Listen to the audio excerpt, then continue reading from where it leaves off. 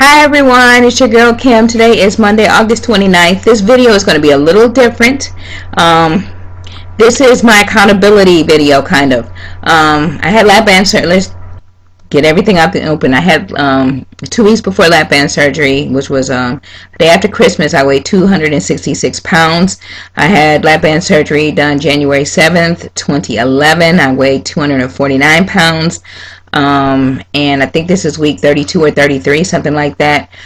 Friday, when I weighed myself, I was 214, I think.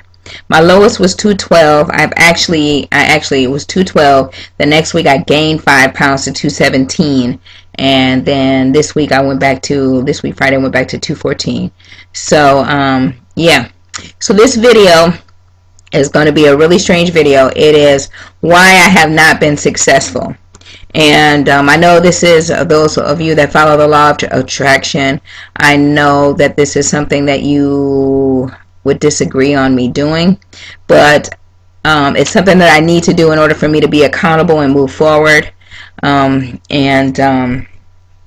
hopefully it'll help someone else who may be struggling or may never struggle, you know. So this is it. So at this stage of the game, I should be at around 180 to 190 pounds at this stage of the game. I am far from it. I should have hit Wonderland by now. I'm far from it. Even if we calculate, you know, the 2 pounds a week, I should be well more advanced than I am now. Now, why haven't I been? These are the reasons why I haven't been successful. And the reason why I'm telling you this is because not only for myself to tell myself not to do these things, but hopefully to help someone else that's out there. Okay? And know that you need to follow the rules. You need to follow the rules. That's number one. You got to follow those 10 rules. Those 10 rules of, you know, the 10 rules that your surgeon give you, you have to follow. I have not been following them. I'm just going to say it that way. You guys know what the rules are. So I haven't been following the rules. And I guess I'm going to talk about that with this rest of this list. Exercise. Okay. So school started in June, the summer semester, and then the fall semester just started a week ago. And I'm telling you, since the summer semester started, I have not exercised like I'm supposed to.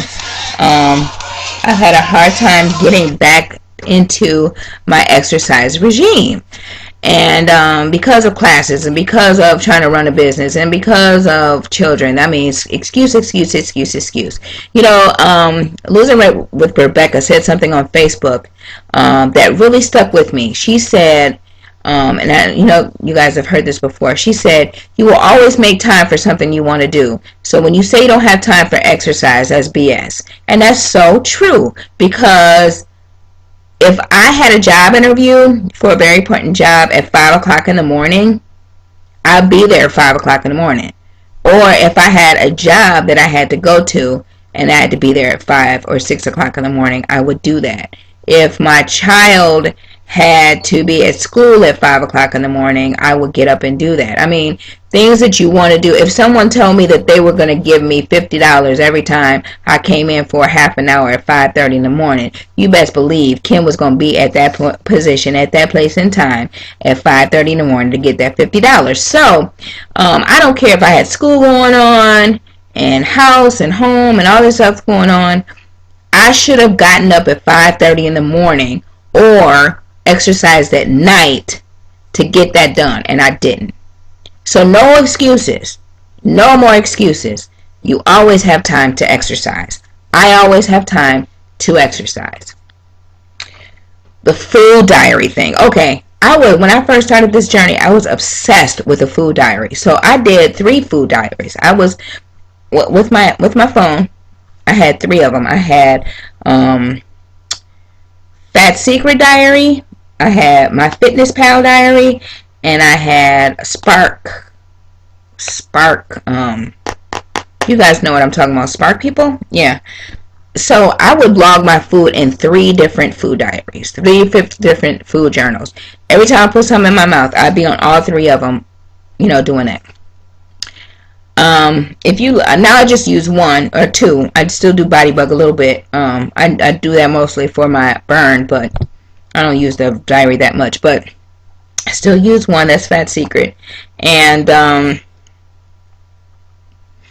don't use it consistently. I also have a book. I should have brought over the book. Let me see if I have it over here. I have a book that I don't have, and I don't even see. It's weird. I have another book that I write down how many calories I have for the day, fats, carbs, and proteins, and what exercise I did. So I have also a physical, journal. And I had started to stop writing in that, or stop making a journal of the foods I ate. That is bad business. Don't do that, because you need to know.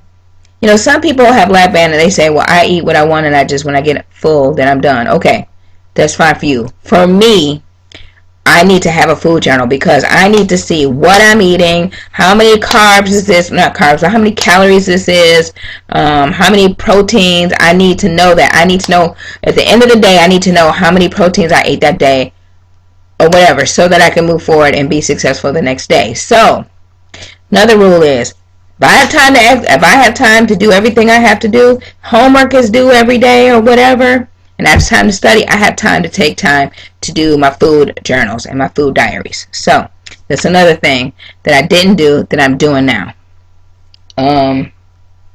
Snacking. It seems that because of my school schedule, okay, so I'll eat in the morning, have a 9 o'clock class that ends at 10:30. Then I'll have like my little Baby Bell snacks with me. I'll eat that. And then I'll have another class that does it at 11:30. That one ends at 2. And then I'll go get my kids. I'll go get my daughter and my grandson from daycare. I'll come home. And then, I'll say, well, I'll just have a snack until dinner time. I'll eat a huge dinner, and then I'll snack the rest of the evening. Snacking sucks. I need to eat 3 meals. And the thing about it is, before school started, 3 meals was cool with me. Breakfast, lunch, and dinner. I was finding myself eating breakfast, lunch, and dinner and never needing snacks. So, I need to get back to eating breakfast, bring my lunch to school, so during that break, I eat my lunch, a full lunch, not the snacking. Go and eat dinner afterwards. Okay? Next thing is the carbs. That kind of goes along with the snacking. Now, I don't watch my carbs that much. I just make sure. I just don't eat a lot of breads. I don't eat a lot of crackers and rice and pasta. I just don't. A couple of weeks ago, I don't know if I told you guys this, but on Facebook I did. I had a really bad chest pain for a long period of time, and something got stuck there, and it took days for it to come out. I didn't PB. I couldn't throw up. It just hurt. So, I'm really kind of cautious now about what I eat, so that and that I chew well.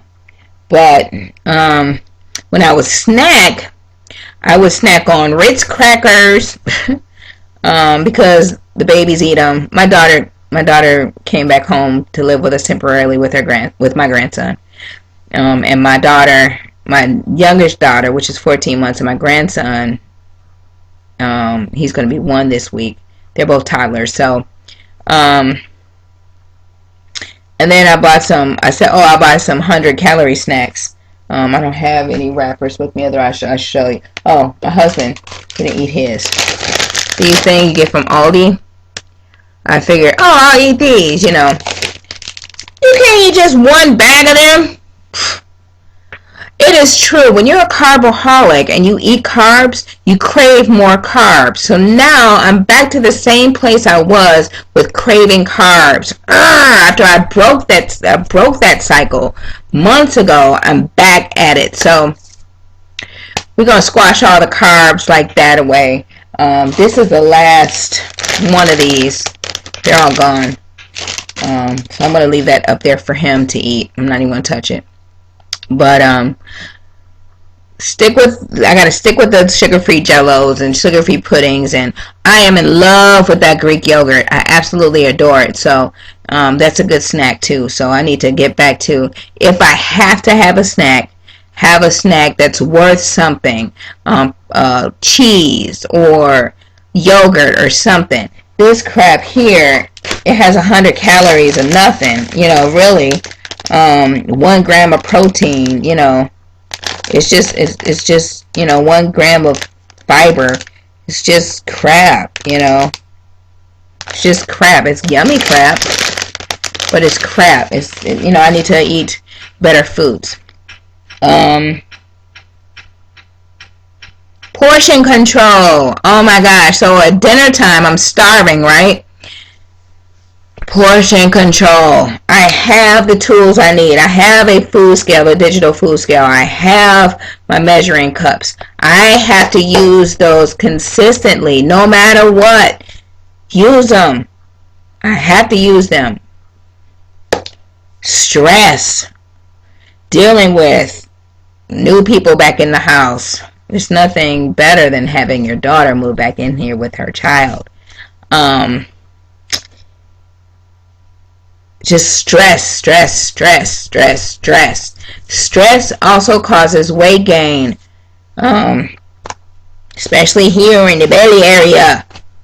So I have to learn to relax. I just downloaded, if you guys heard of Sten, she has some podcasts that are free, called My Thought Coach, and she also has a meditation station, and I download those on my iPod, and so I kind of listen to that and kind of de-stress myself and read my word and pray and see God's face, and all of these things, they kind of de-stress you, and those things have to be done on a daily basis. So that's another thing.